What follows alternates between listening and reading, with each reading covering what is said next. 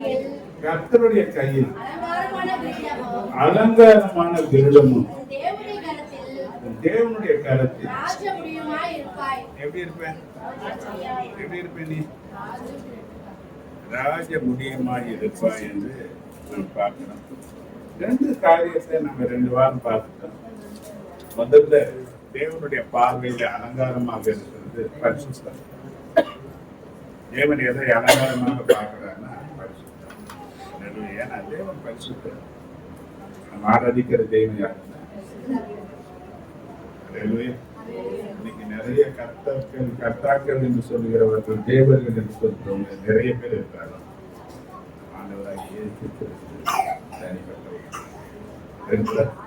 இவர் பரிசுத்தர் என்று அழைக்கப்படுகிறார். நம்மையும் நீ பரிசுத்தமா இருக்கணும். தேவனுடைய பார்வையில அலங்காரம் பரிசுத்தம். இங்கிலீஷ்ல சொல்றாங்க செப்பரேட், பிரித்து எடுக்கப்படும். தேவனுடைய பிள்ளைன்னா யாரு? அப்ப மற்றவங்களுக்கும் நமக்கும் ஒரு வித்தியாசம் கட்டாயம். பேச்சில் இருக்கணும், செயல்பாட்டில் இருக்கணும், நடத்தையில் இருக்கணும். எல்லா நிலையிலையும் ஒரு வித்தியாசம் மற்றவங்க பார்த்து சொல்லணும். இந்த கிறிஸ்தவங்க இவங்களை கிறிஸ்தவங்களான்னு சொல்லக்கூடாது. இதுவும் பைபிள் இருக்குதுன்னு சொல்லக்கூடாது. யாரா இருக்குன்னு சொல்லணும். முதல் அந்தியோகியா பட்டணத்துலதான் சீஷர்களுக்கு கிறிஸ்தவர்களுக்கு பேர் வந்தது. யாருன்னா அந்த பட்டணத்தின் ஜனங்கள் கொடுத்தாங்க. அப்ப இந்த சீஷர்களை கிறிஸ்துவை பார்க்கிறதுக்கு போல அவங்க செயல்பாடுகளை பார்த்திருப்பாங்க. அதனால கிறிஸ்தவர்னு சொன்னாங்க. இன்னைக்கு நம்மள பார்க்கிறவங்க கிறிஸ்துவ பார்ப்பாங்க. நம்முடைய பேச்சில கிறிஸ்து இருப்பாரு.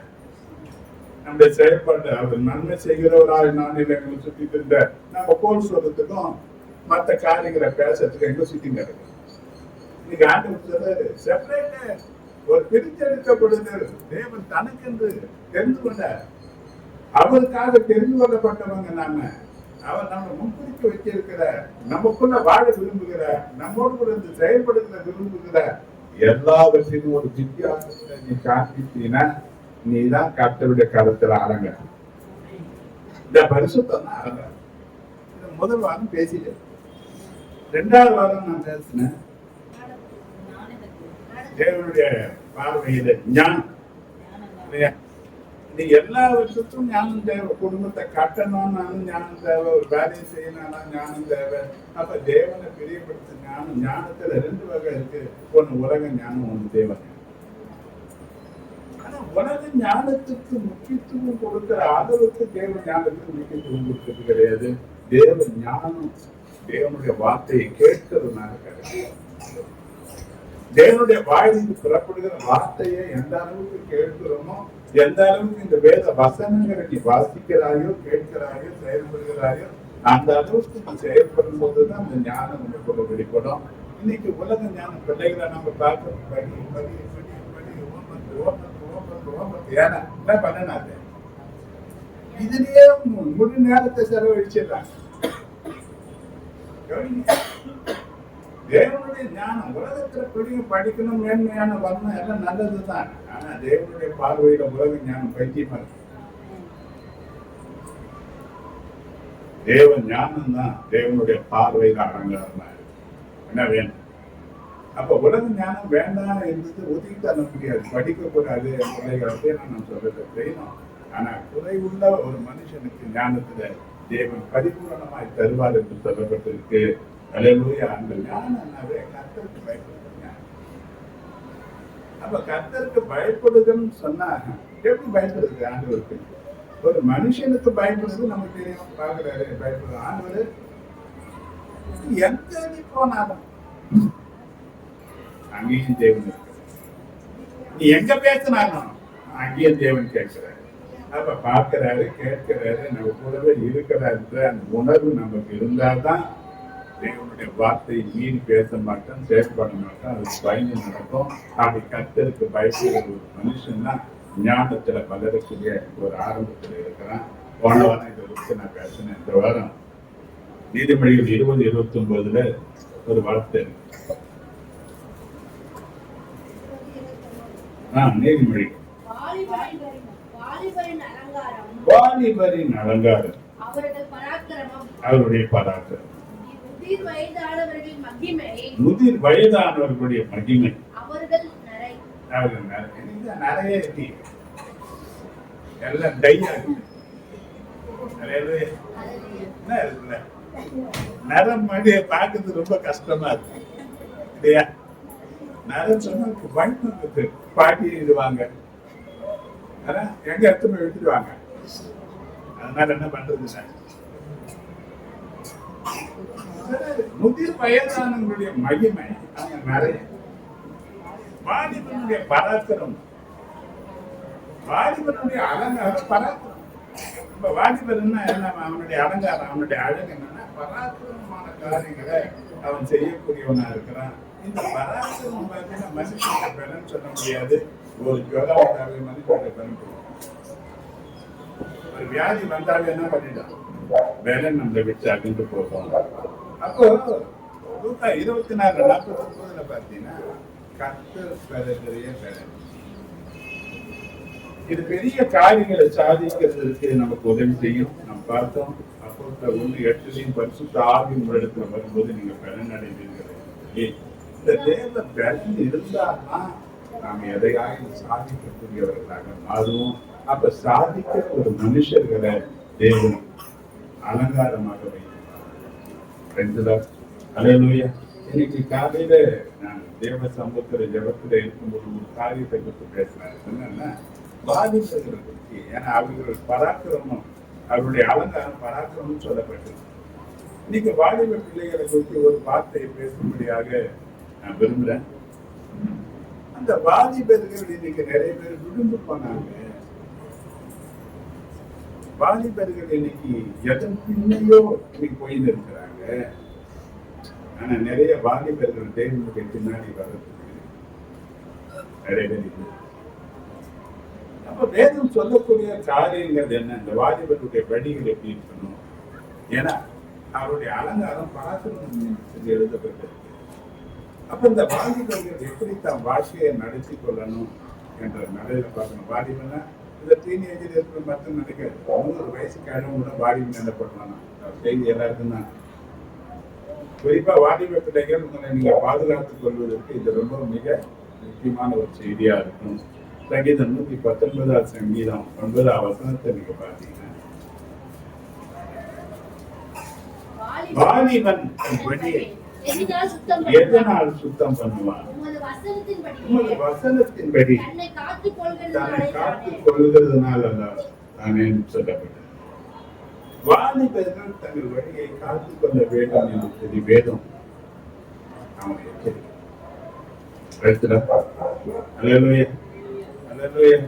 அப்ப எப்படி காத்துக் கொள்ள முடியும்? இன்னைக்கு நிறைய இந்த உலகத்துல பாத்தீங்கன்னா இன்னைக்கு விளம்பர மயமா ஆயிடுச்சு. எல்லாம் அட்ராக்ஷன். ஒரு அட்டை ஷோவா இருந்தா போதும், உள்ளங்கிற பொருள் போல இருக்கும். ஆனா அது வந்து கவலையே கிடையாது. அட்ராக்ஷனை பார்த்து வாங்கி பார்த்தீங்கன்னா ஒண்ணு இருக்கு. அதை பத்தி கவலை இல்லை. இன்னைக்கு விளம்பரம் எங்க பார்த்தாலும் விளம்பரம் எது எழுதுது. இன்னைக்கு அட்ராக்ஷன் இதை வச்சுதான் இந்த உலகம் போயிலே இருக்குது. ஆனா ஆண்டவர் சொல்றாரு, நீங்க நம்முடைய காரியத்தை எப்படி காத்துக் கொள்ளணும் என்றது சில காரியத்தை வேதத்திலிருந்து நான் பார்க்க போறேன். தாவீது சொல்லலாம் சங்கீதம் 14:8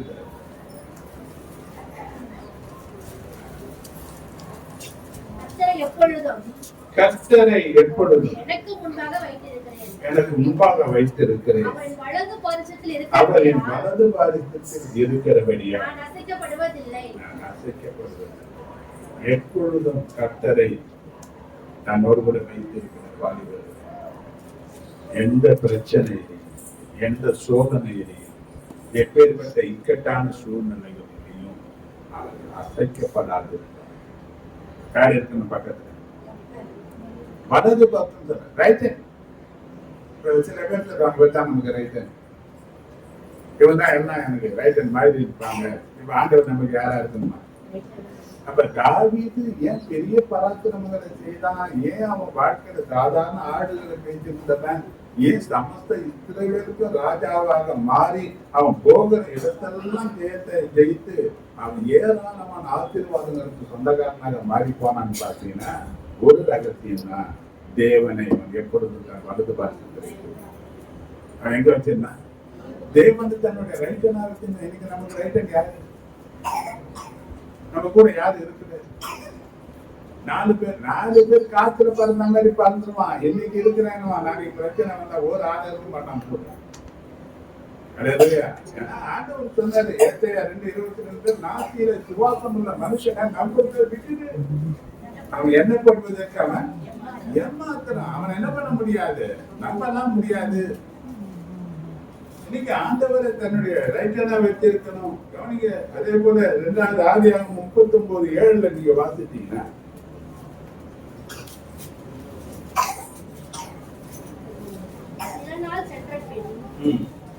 அவனுடைய எஜமானின் மனைவி யோசேப்பின் மேல் கண் போட்டு என்னுடனே சாயினி என்றாள். சாயினி என்றாள். சாயினி கிடையாது.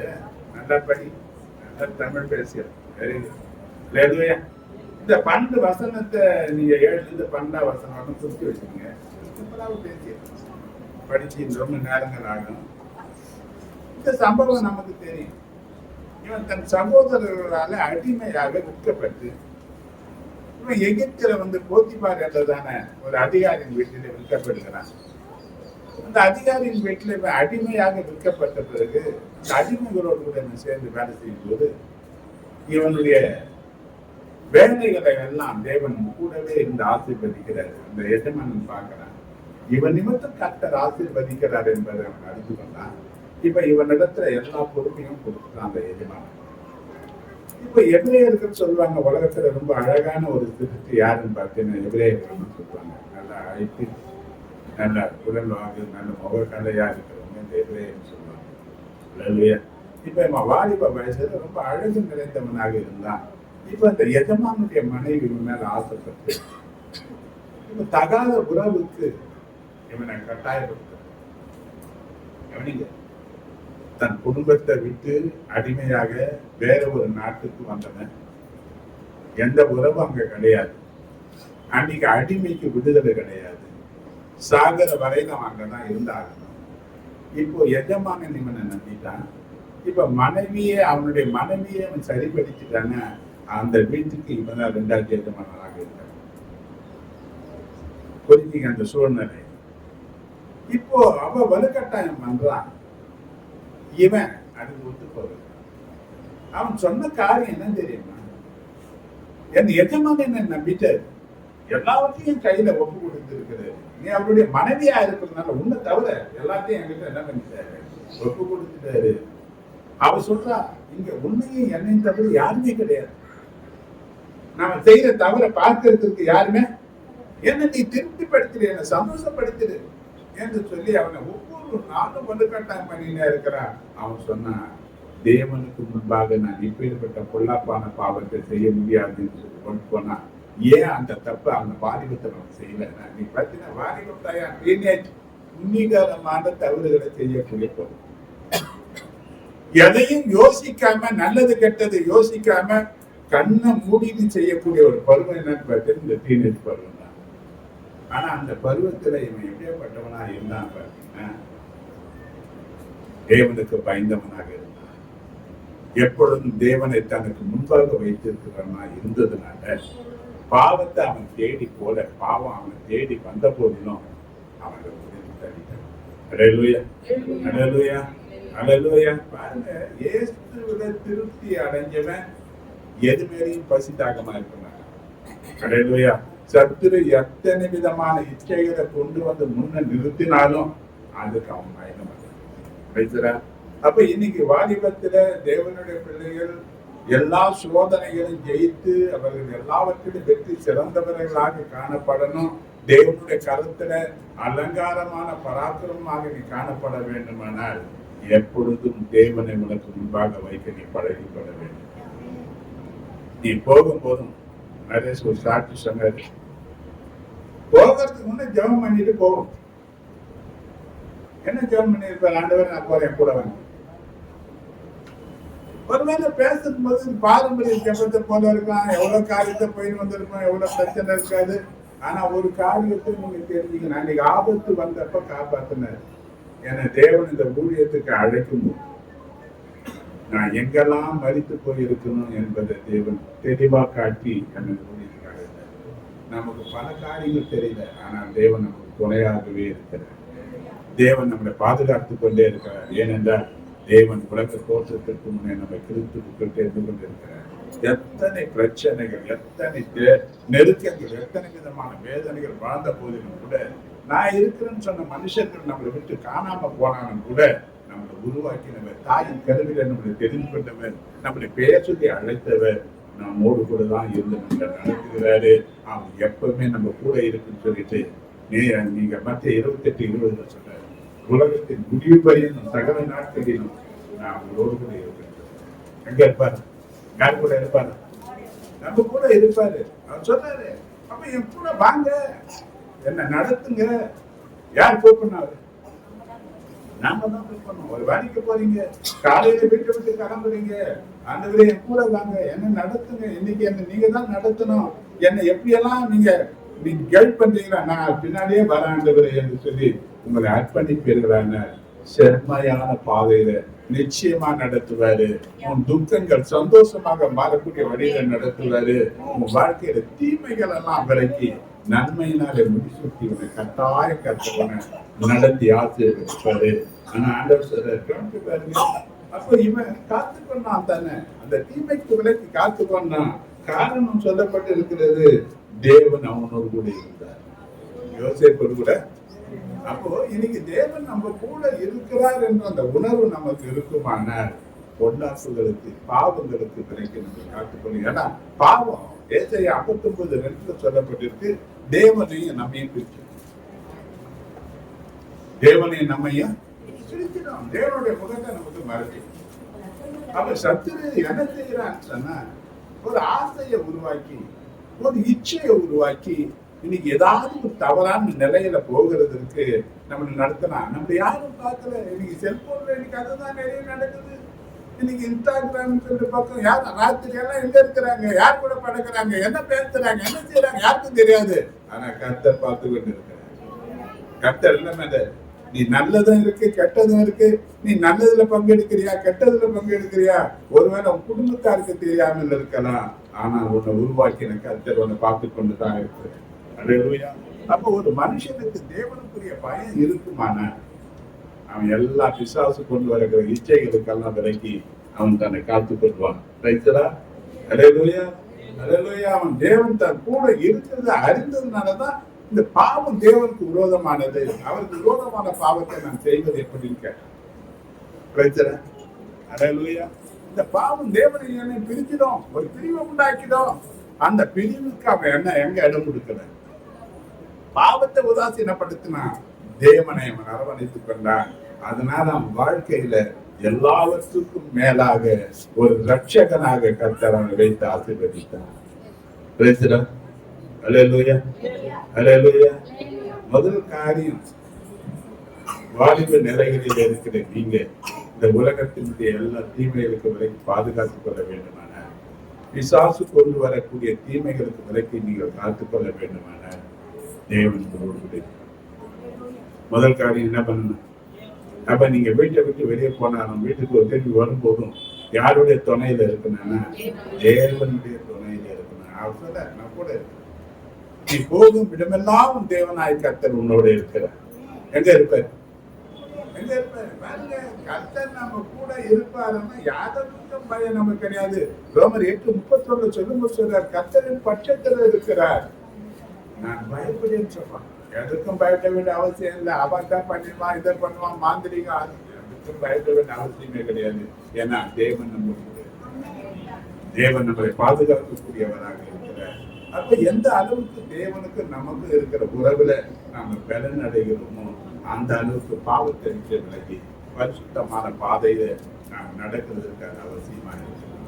இரண்டாவது காரியம், 2 சாமுவேல் புஸ்தகம் 11வது அதிகாரம் 1-5 வசனங்களை கொடுத்துருங்க.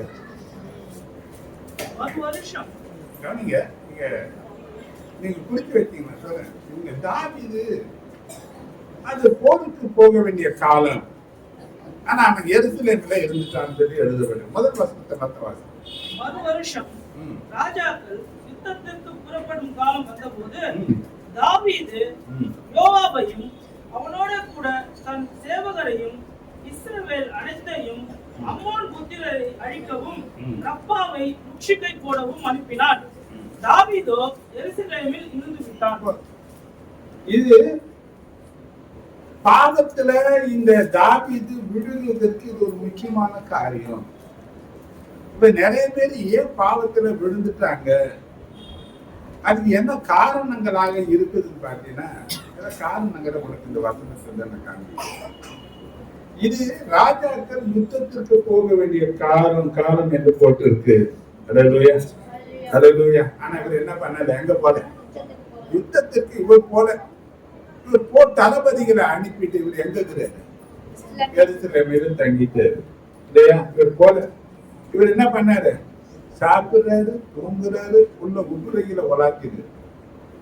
என்ன வேலை இருக்கு, சாப்பிடுறாரு, மாலையில தூக்கம். என்ன தூக்கம், எப்ப தூக்கம், ராத்திரில தூக்கம் இல்ல, மாலையில தூக்கம், சோம்பலான தூக்கம், சோம்பேறித்தனமான தூக்கம்.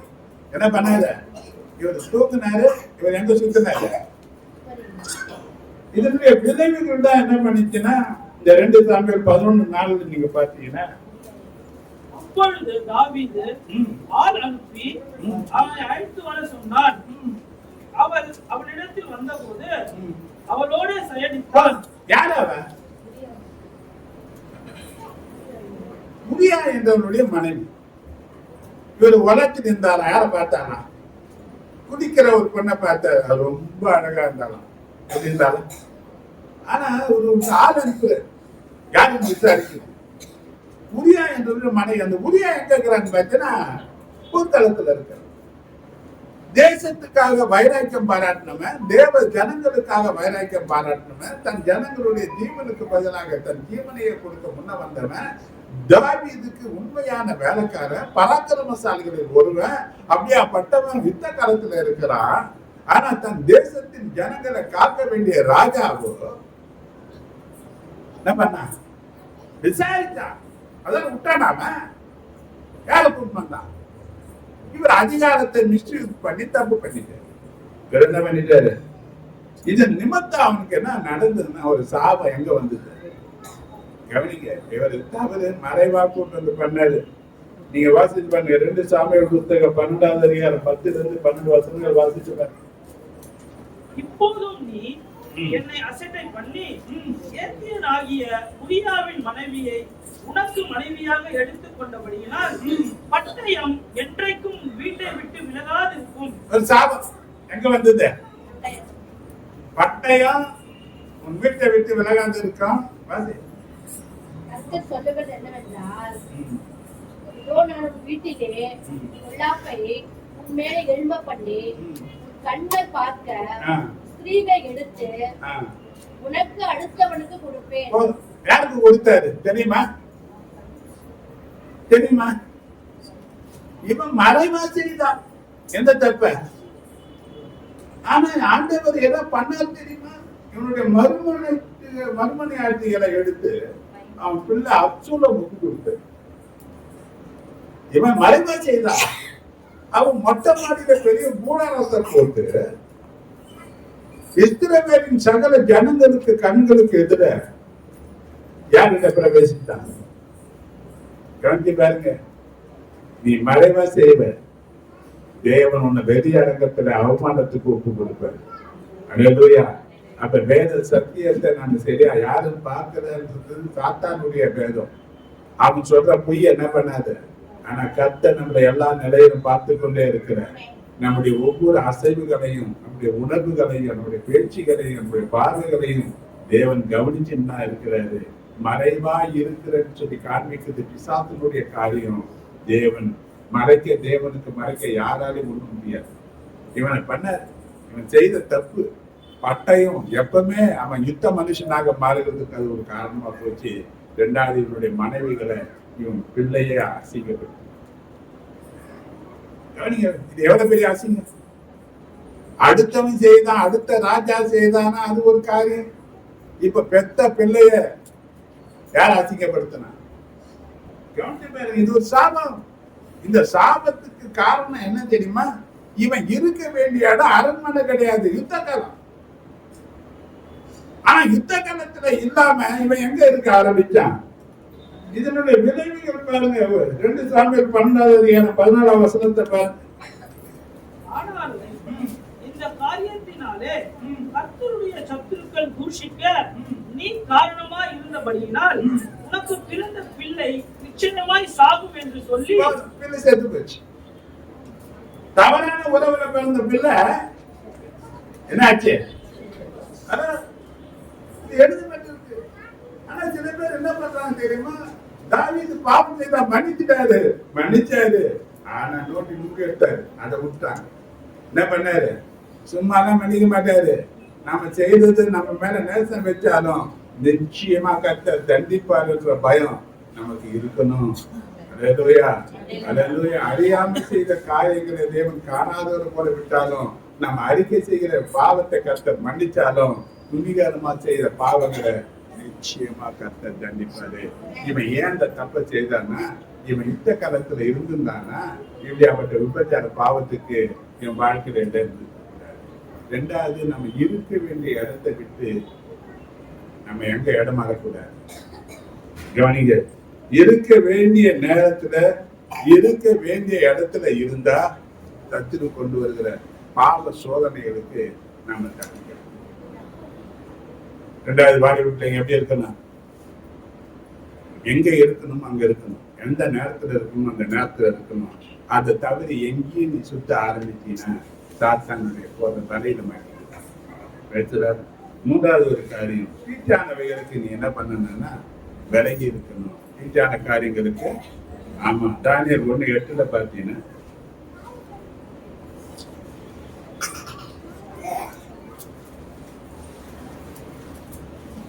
டக்குன்னு எடுத்து படிக்கணும். ராஜாவின் போஜனத்தினாலும் அவர் பானம் பண்ணும் திராட்சை ரசத்தினாலும் தன்னை தீட்டுப்படுத்தலாகாது என்று தன் இதயத்திலே தீர்மானம் பண்ணிக்கொண்டு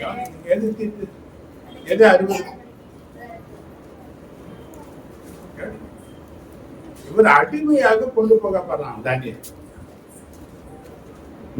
நேச்சார் என்ன பண்றான்? பாபிலோன் ராஜ்யம் என்ன பண்ணுதுன்னா ஜனங்களை அங்க போட்டு யுத்தத்துல போறாங்க. இந்த ராஜா கிட்ட வேலை செய்யறதுக்கு திறமையான வாலிபர்களை அவன் தெரிந்து கொள்கிறான். வேத பண்டிதர்கள் சொல்றாங்க, ஒரு 2000 வாலிபர்களுக்கு மேல அவன் தன் ராஜ்யத்துக்காக அவன் தெரிந்து கொண்டான். அவனை ட்ரைனிங் கொடுக்குறாங்க. இதுல 4 பேர் வேற விதமா இருக்கிறான். அந்த தானியேல் முதல்வனா இருக்கிறான். முதல்ல அவன் என்ன தீர்மானம் பண்றான்னா, ராஜாவுடைய போஜனம் திராட்சை ரசம். ஏன் இதை சாப்பிடக்கூடாது, ஏன் இந்த தீர்ப்பு நம்ம நினைச்சானா, நீங்க கவனிங்க, அந்த பாபிலோனுடைய சரித்திரத்தை நீங்க வாசிப்பீர்களானால், ராஜாவுக்கு கொடுக்கிற போஜனம் பேர் என்ற தெய்வத்தை அவங்க வணங்கினாங்க.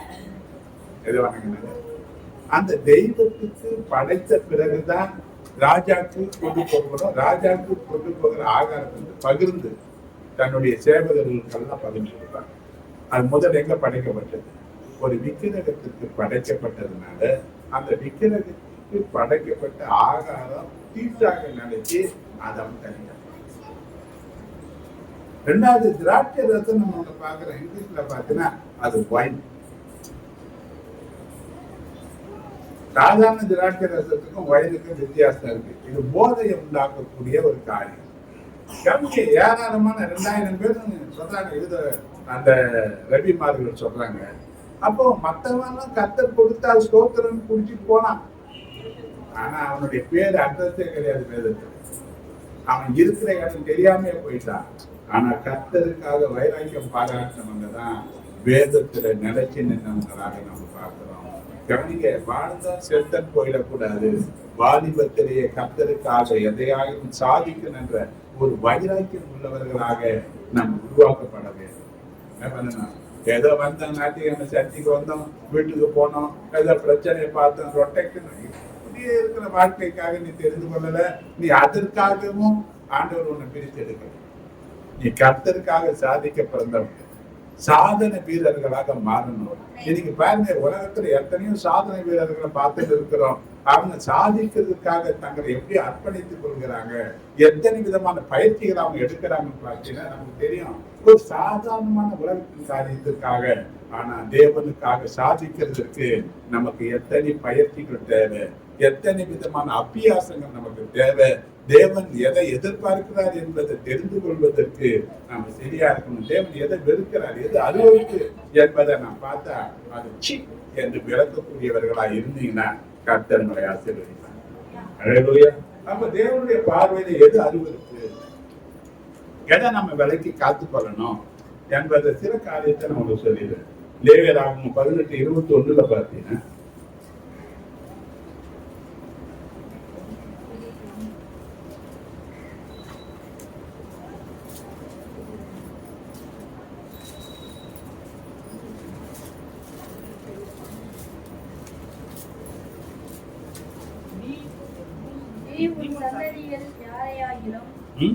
நீ உன் சந்ததியில் யாரையாகிலும் 21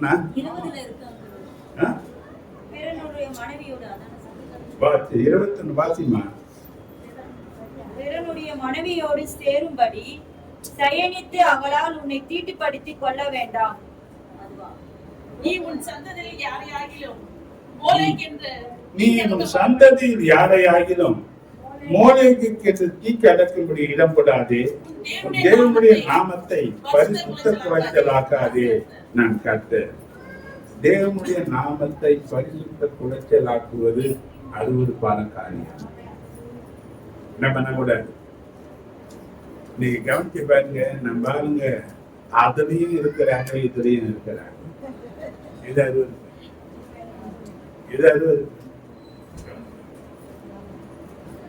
தேவனை யாராலையும் உருவாக்க முடியாது, எல்லாவற்றையும் உண்டாக்கினது. கவனிச்சு பாருங்க, 7 நட்சத்திரங்களை தன் கையில வைத்திருக்கிறாராம். ஒரு நட்சத்திரம் நாம வாழக்கூடிய பூமியோட பெருசு. 7 நட்சத்திரம் யார் கையில இருக்கா? இன்னொரு காரியம், சமுத்திரம் ஒரு பாகம் தான் நிலப்பரப்பு, 3 பாகம் தண்ணி. சமுத்திரத்தை தன் கையில எடுத்து குலுக்கக்கூடிய அளவுக்கு வல்லமை உள்ள கரம். அவர் சிலர், வானம் எனக்கு சிங்காசனம், பூமி எனக்கு பாதபடி. அப்போ தலை எங்க இருக்கோ, எத்தனை வானங்கள் தாண்டி இருக்கோ, இவருக்கு எதை நீ ஆலயத்தை கட்ட முடியும்? இவருக்கு என்ன உருவத்தை நீ செய்ய முடியும்? இவர் எப்படி நீ உருவாக்க முடியும்?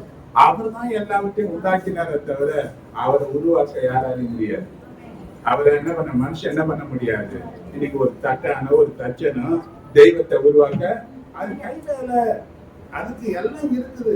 அதனால என்ன பண்ண முடியாது. ஒரு ஆபத்தின ஓடி வந்து தடுக்க முடியுமா? அதனால என்ன பண்ண முடியாது.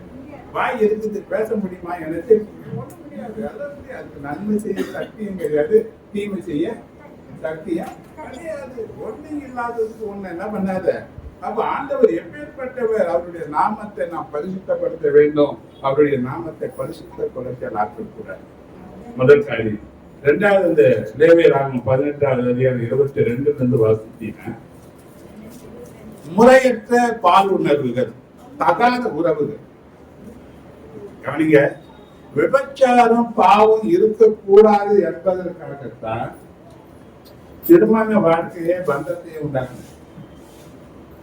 எது திருமண உறவு? வேதம் பரிசுத்தமானதுன்னு சொல்லுங்க. கவனிங்க, ஒரு திருமணத்தை பார்த்தீங்கன்னா ஊரையே கூட்டி ஊருக்கெல்லாம் ஆகாரத்தை கொடுத்து அவர்கள் வாழ்த்துவதோடு கூட ஒரு திருமண வாழ்க்கை இணைப்பு உண்டாக்கி அவர்கள் பல காலங்கள் வாழ வேண்டும் என்ற வாழ்த்துதலோடு கூட வாழ்க்கையை ஆரம்பிக்கும்படியாக செய்யறாங்க.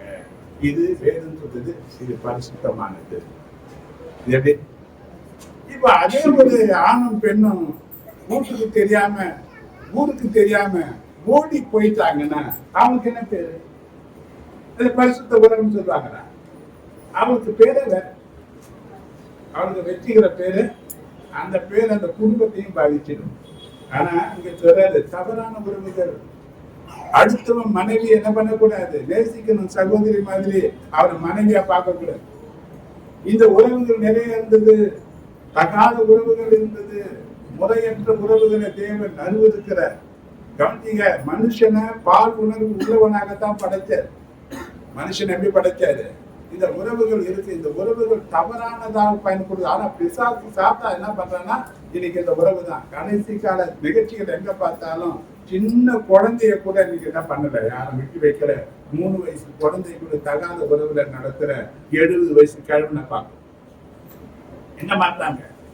20 வருஷம் தண்டனை, 25 வருஷம் தண்டனை, 2 ஆயுள் தண்டனை இப்படி கொடுத்தாலும் 5 வயசு குழந்தை, 7 வயசு குழந்தைய இப்படி யாரா பாக்குறாங்க?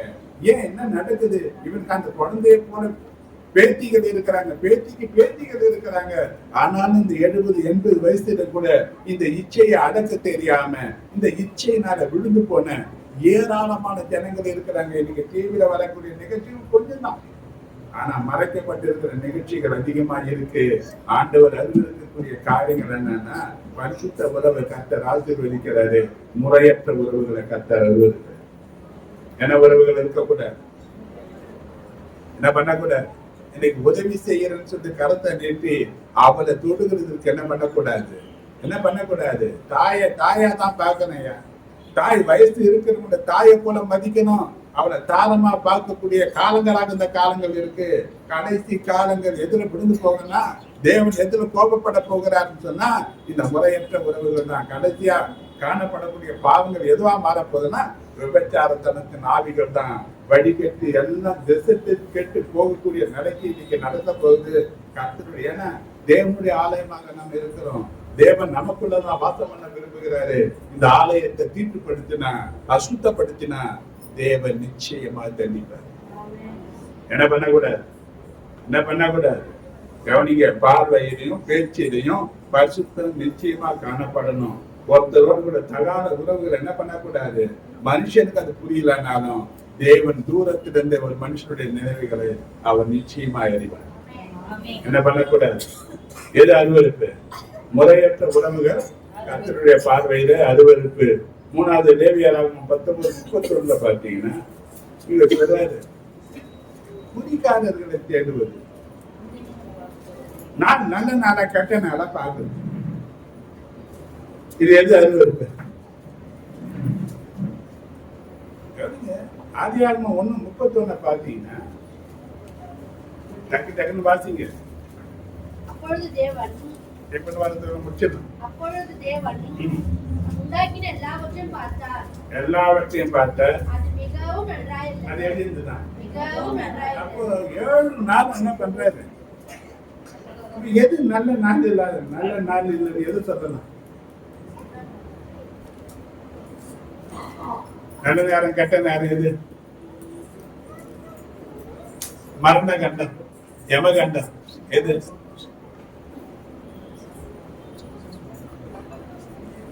எவ்வளவு பார்க்கணும் சொல்லலாம். நல்ல நாள் பார்த்து தான் செய்யறான். ஓடி போகுது அன்னைக்கு நைட்டு. என்ன சொல்றது? அதெல்லாம் யாரும் பேச மாட்டாங்க. ஆண்டவர் சொல்றாரு, தேவன் நல்லது சொன்னது கெட்டதுன்னு சொன்னாரு. தேவன் எல்லாத்தையும் என்ன பண்ணி வச்சிருக்கிறாரு? ஒவ்வொன்றையும் பார்த்தாரு. ஒரு நாளை உண்டாக்குனாரு, பார்த்தாரு, அது நல்லதுன்னு பார்த்தாரு, அது ஆசீர்வதிச்சாரு. என்ன பண்றாரு? அப்ப தேவன் நல்லதுன்னு கண்டத கெட்டதுன்னு சொல்றது யாரு? நாம சொல்லக்கூடாது. தேவன் கொடுத்த அந்த நாட்கள் என்ன பண்ணணும்? நாம நல்லதாக எடுத்துக்கணும். நாள் பார்க்கறது, குடி பார்க்கறது, நேரம் பார்க்கறது, சகுனம் பார்க்கறது, இதெல்லாம் தேவன் அறிவுறுக்கிற காரியம். கண்டிப்பா பாருங்க, சில பேரை பார்ப்பேன், அது கூட்ட விட்டு வெளியே போனாங்கன்னா, யாராவது ஒருத்தர் போனாங்கன்னா, ஒரு வயசானவங்க போச்சு, ஒரு வெள்ளை புடவை கட்டின்னு போச்சுன்னா போத்தை நிறுத்தி திருப்பி ஊட்டி போய் திருப்பி வந்தாங்க. கொஞ்சம் ஒரு கிளாஸ் தண்ணி குடிச்சு என்ன ஆச்சு? யார் விதவை பண்ணிட்டாங்க. ஏன் உங்க அம்மா விதவை அந்த போக மாட்டேங்குது? உங்க அம்மா அவனை வீட்டு அடைச்சி வச்சுட்டா போக வேறியா? அதனாலதான் நீ காலம் மாறி போச்சு. விதவையா இருந்தா கூட இவங்க என்ன பண்றது கிடையாது. இப்ப அந்த போட்டுக்கிற தாலி செய்யற கைத்தது கிடையாது, காலில் இருக்கிற மெட்டியை கைத்தது கிடையாது. எல்லாம் இப்ப பாத்துக்கிறாங்க. எல்லா பங்கன்ல கலந்துருமா. அதனால நவநாகரிகமா மாறி போச்சு.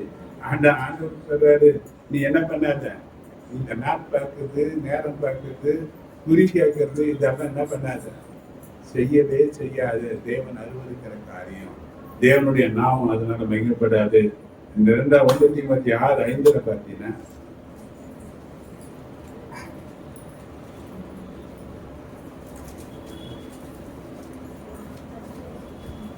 கெட்ட சிந்தை உள்ளவர்களும் ஆ?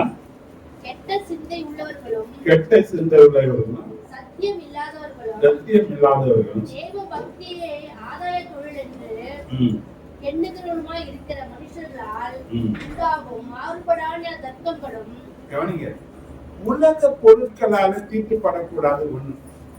இரண்டாவது, தேவ பக்தியை ஆதாயமான தொழிலாக நினைக்கக்கூடாது. என்ன பண்ணக்கூடாது? நான் ஊழியத்துக்கு வந்த புதுசு ரொம்ப கஷ்டம். ஒரு ஊழியத்துக்கு போறேன்னா ஒரு கணக்கு போடும், இவ்வளவு காணி கொடுப்பாங்க, வீட்டுக்கு இவ்வளவு கொடுத்தேன்னா நம்ம செலவுக்கு வச்சுக்கலாம், பஸ்ஸுக்கு எடுத்துக்கலாம். இப்படி கணக்கு போட்டா ஒரு நாள் நடந்த சம்பவம் என்னன்னு பார்த்தீங்கன்னா, கோடப்பாத்தில் இருக்கிறேன், இப்போ அங்கே தான் இருக்கிறேன். அப்போ இந்த வேளச்சேரி பகுதியில் தான் ஊழியம் பண்ணின்னு இருக்கிறேன். இப்போ ஒரு குடும்பத்தில் மீட்டிங் நடந்துன்னு இருக்கும். அப்போ மாதம் மாதம் வைப்பாங்க. அவங்க எப்போ பார்த்தாலும் மீட்டிங் வச்சாங்கன்னா காணிக்க தாராளமாக கொடுப்பாங்க. இந்த குடும்பத்துக்கு இந்த வீட்டுக்கு தான் மீட்டிங் வரணும். ஒரு கணக்கு அப்போதான் பிள்ளைங்க சின்ன பிள்ளைங்களா இருக்கிறாங்க.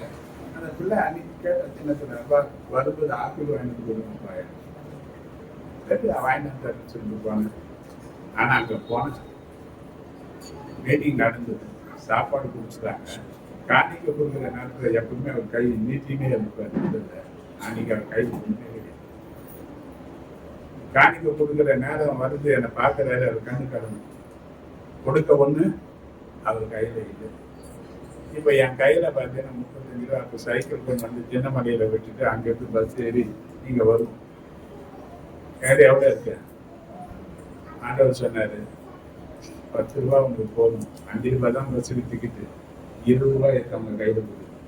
கடையில் 20 ரூபா நான் கொடுத்து ஆண்டவர் சொன்னேன், என்னடா இது ஏதாவது கடைக்கு வந்தா இவர் என்ன பண்ணுறாரு, 20 கொடுத்து சொல்றாரு, 20 கொடுத்துட்டு நான் என்ன பண்ணுறது, என்ன பண்றது? கொடுத்தவன் அவர் ஓன்னு அழுத்து. ஏன்னா அடுத்த வேலைக்கு ஒண்ணு இல்லை அந்த வீட்டு. நான் கொடுத்ததை வச்சுதான் அப்ப அரிசியெல்லாம் இப்ப 60 ரூபாய் 70 ரூபாய் விற்கிற மாதிரி அன்னைக்கு இல்லை. அன்னைக்கெல்லாம் 10 ரூபாய் தவிர ஒரு வேலை சாப்பாடு என்ன பண்ணிடலாம், அவங்க குடும்பத்துக்கு என்ன பண்ணிடலாம், எதையோ ஒண்ணு செய்திருவாங்க.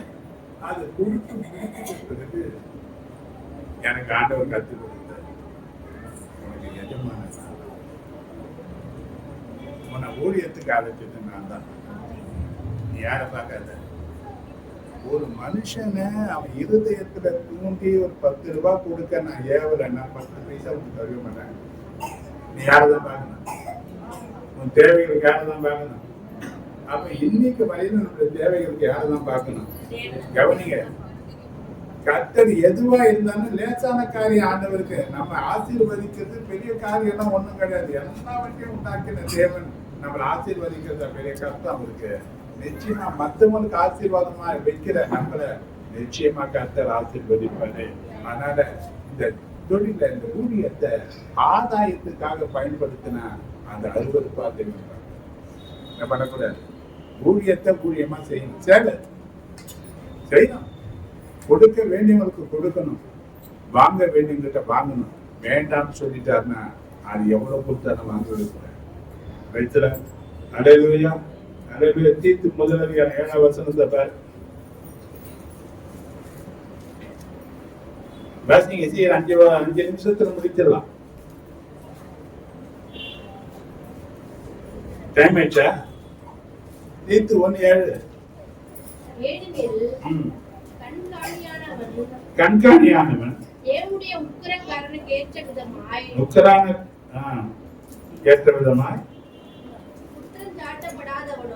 சாட்டப்படாதவனும் இஷ்டப்படி செய்தவனும் முற்கோபம் இல்லாதவனும் மதுபான பிரியனா இல்லாதவனும் அடியாதவனும் இழிவான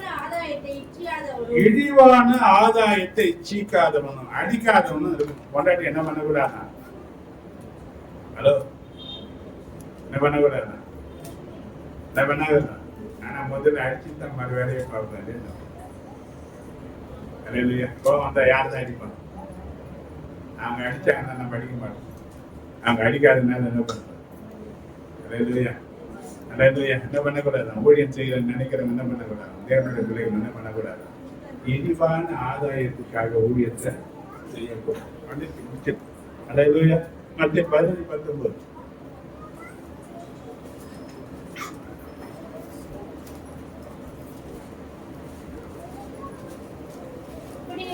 சிந்தனைகளினாலே தீட்டுப்படக்கூடாது. சிந்தனைகள் என்ன பண்ணக்கூடாது? கவனிங்க, பொல்லாத சிந்தனைகள் எல்லாம் எங்கதான் இருக்குன்னா நமக்குள்ளதான் இருக்கு. இதெல்லாம் கர்த்தர் அறிவுறுத்துற காரியம். இதெல்லாம் அப்ப நாலாவது காரியம், அருவருப்புகளை நீங்கி கர்த்தரை கருத்தாற்றாடு. தானியேல் புத்தகம் 6:14 பார்த்தீங்கன்னா, இடைவிடாமல் தேவனை அவன் ஆராதிக்கிறவனாக இருக்கிறான். கவனிச்சு பாருங்க, அந்த ராஜா சொல்றான், இடைவிடாமல் ஆராதிக்கிற உன் தேவனாகிய கர்த்தரை தப்புவிக்க வல்லவராக இருந்தாரான். சிங்க கெபியில இருந்தாலும் அவன் யார? கர்த்தரை அவன் மிதிக்கிற கர்த்தரை எல்லா நிலையும் அவன் ஆராதித்தான். மாத்திரம் இல்ல, தானியேல் 6:10 ஜெபிக்கவே கூடாது என்று தடை வந்த போதிலும் கூட அவன் ஜெபத்தை தவறாமல் செய்தான். இந்த 4 காரியங்கள் நம்முடைய வாழ்க்கையில இருக்கணும், வாலிபர்களுடைய வாழ்க்கையில இருக்கணும். முதல் காரியம், கர்த்தரை எப்பொழுதும் முன்பாக வைத்திருக்க வேண்டும். 2வது காரியம், நீங்கள் இருக்க வேண்டிய இடத்துல இருக்கணும். 3வது காரியம், கீழ்த்தானவைகளுக்கு விளங்கி நீங்க உங்களை காத்துக்கொள்ள வேண்டும். 4வது, கர்த்தரை கருத்தாய் நீங்கள் தேர்ந்தெடுக்கிறான கர்த்தருடைய கருத்தில் அலங்காரமான பராக்கிரமமாக கர்த்தர் நீங்கள் இருப்பீர்கள். கர்த்தர் உங்களை ஆசீர்வதிப்பாராக. ஒரு காணிக்கை கொடுத்து கடைசி ஜெபத்துக்குள்ள போகலாம். சீக்கிரம்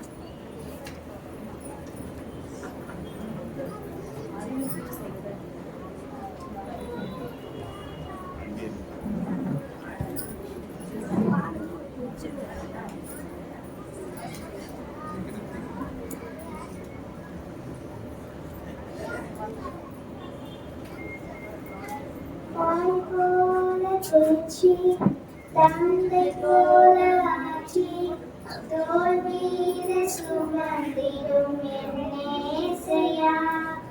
தாய் போல தேர்ச்சி தந்தை போல ஆட்சி தோல் மீது சுமந்திடும் என்னேசையா.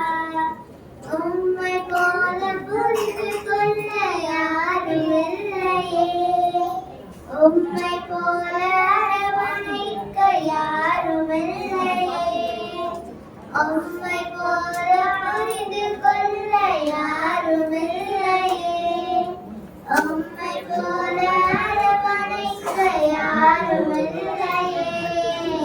நீர் போதும் என் வாழ்விலே, இயேசுவையா, நீர் போதும் என் வாழ்விலே, நீர் போதும் என் வாழ்விலே, இயேசுவையா, நீர் போதும் என் வாழ்விலே. மலை போல துன்பம் என்னை சூழும் போது அதை பனி போல உருகிடச் செய்பவரே. மலை போல துன்பம் என்னை சூழும் போது அதை பனி போல உருகிடச் செய்பவரே. கண்மணி போல் என்னை காப்பவரே, உள்ளம் கையில் பொழுது என்னை நினைப்பவரே.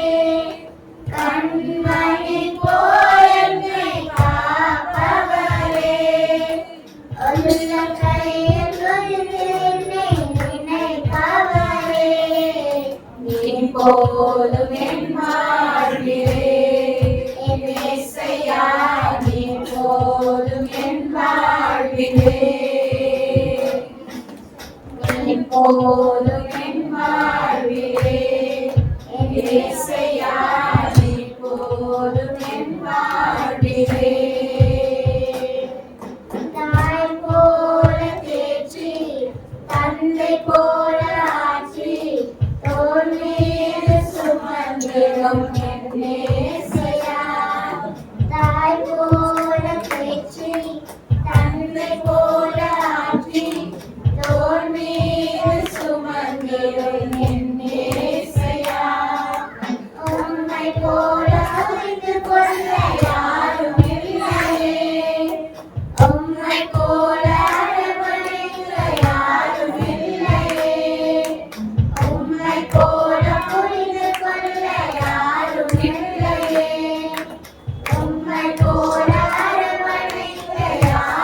இல்லையே. நீ போதும் என் வாழ்விலே. என் இயேசையா, நீ போதும் என் வாழ்விலே. பலவீன நேரம் என் கிருபை உனக்கு போதும். உன் பலவீனத்தில் என் பலன் தருவேனே. பலவீன நேரம் என் கிருபை உனக்கு போதும். உன் பலவீனத்தில் என் பலன் தருவேனே. நிழல் போல என் வாழ்வில் வருபவரே. விலகாமல் துணை நின்று காப்பவரே. நிழல் போல என் வாழ்வில் வருபவரே. விலகாமல் துணை நின்று காப்பவரே. நீ போதும் என் வாழ்விலே. என் இயேசையா, நீ போதும் என் வாழ்விலே. நீ போதும் என் வாழ்விலே. என் இயேசையா, நீ போதும் என் வாழ்விலே. தாய் போல பாசம், ஒரு தந்தை போல நேசம், ஒரு தோழியோட புரிந்து கொண்ட என் இயேசையா. தாய் போல பாசம், ஒரு தந்தை போல நேசம், ஒரு தோழன் போல புரிந்து கொண்ட என் இயேசையா. உம்மை போல புரிந்து கொள்ள யாரும் இல்லையே. உம்மை போல அரவணைக்க யாரும் இல்லையே. உம்மை போல புரிந்து கொள்ள யாரும் இல்லையே. உம்மை போல அரவணைக்க யாரும் இல்லையே. நீ போதும் என் வாழ்விலே. என் இயேசையா, நீ போதும் என் வாழ்விலே.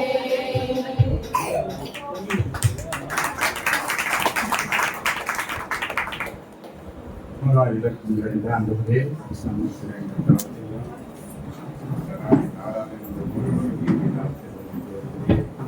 காணிக்க பகுதியை நீர் ஆசீர்வதிப்பதற்காக நன்றி.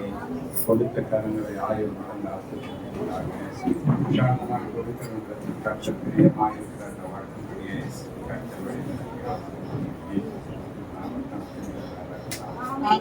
அறிவிப்பு சொன்ன பார்த்துட்டு கிறிஸ்துமஸ் ஆராதனை காலையில் 6 மணிலிருந்து 8 மணிக்கு வந்து சீக்கிரம் அதில் பங்குங்க. 8 மணிக்கு மேலே வந்து கூட்டப்பட்டு கதவை தான் பார்த்து நிறையா 8 மணிக்கெல்லாம் வளர்ச்சாரு. 8 மணிக்குள்ள முடிச்சுங்க. அன்றைக்கி நிறைய காரியங்கள் இருக்குது. அன்றைக்கி சந்தோஷமாக போய் பயன்படுத்துங்க. மாத்திரமல்ல 29, 30, 33 நாள் சுத்திகரிப்பு கூட்டம். அதாவது வர திங்கக்கிழமையிலேருந்து புதன்கிழமை வரையில இருக்கு. புதன்கிழமை நைட் இதெல்லாம் கலந்து கொள்ளுங்க. 3 நாள் கூட்டத்துக்கு 3 நாள் சாப்பாடு போடுற காரியங்கள் வச்சுக்கிட்டு இருக்கு. நீங்கள் அதில் பொறுப்பெடுக்கிறவங்கெல்லாம் முதல்ல சொல்லிடுங்க. கர்த்தர்களை ஆசீர்வதிப்பாரு. இந்த காரியத்தை வச்சு ஜெபம் பண்ணுங்க.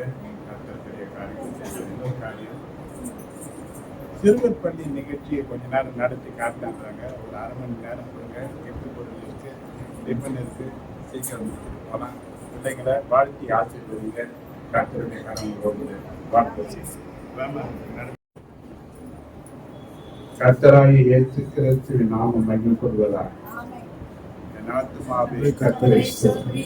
என் உள்ளமே பரிசுத்த நாமத்தை ஸ்தோத்திரி. என் ஆத்துமாவே கர்த்தரை ஸ்தோத்திரி. கர்த்தர் செய்த சகல மகிமையும் நம்முடைய கர்த்தராகிய இயேசு கிறிஸ்துவினுடைய கிருபை, பிதாவாகிய தேவனுடைய அன்பு, பரிசுத்த ஆவியானுடைய ஐக்கியமும் ஆசீர்வாதங்களும், அவருடைய வழிநடப்பு, அவருடைய ஆசீர்வாதங்களும் நம் எல்லாரோடும், குடும்பத்தோடும், தொழிலோடு கூட என்றும் நீடித்து நிலைத்திருப்பதாக. கர்த்தர் நம்மை ஆசீர்வதிப்பார்.